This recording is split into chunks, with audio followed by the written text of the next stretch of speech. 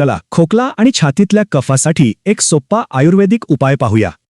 सततचा खोकला आणि तो छातीतला जडपणा यामुळे रात्रीची झोप मोड होते नाही का? हा जो चिकट कफ असतो तो काही केल्या बाहेर पडत नाही.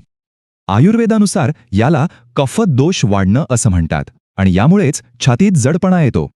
तर मग हे संतुलन परत मिळवण्यासाठी एक पारंपरिक आयुर्वेदिक काढा आहे. आणि गंमत म्हणजे यासाठी लागणारे 4ही औषधी घटक आपल्या स्वयंपाकघरातच आहेत. यातली पहिली आहे दालचिनी. तिचा गरम स्वभाव घट्ट कफाला पातळ करतो. दुसरं म्हणजे ज्येष्ठमध. हे घशाला आराम देतं आणि कफ बाहेर काढायला मदत करतं. तिसरी आहे काळी मिरी. तिच्या तिखटपणामुळे चिकटलेला कफ सुटतो आणि श्वासनलिका मोकळी होते. आणि सगळ्यात शेवटी तुळस. ही तर संसर्गाशी लढून आपली प्रतिकारशक्ती वाढवते. बरं, मग आता हा काढा बनवायचा कसा?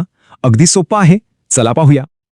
उत्तम परिणामांसाठी हा गरम काढा दिवसातून 3 ते 4 वेळा घ्यायचा आहे. ह्या सगळ्या औषधी वनस्पती मिळून वाढलेला कफ कमी करतात आणि आराम मिळतो. परिणाम शांत, निवांत झोप आणि मोकळा सहज श्वास.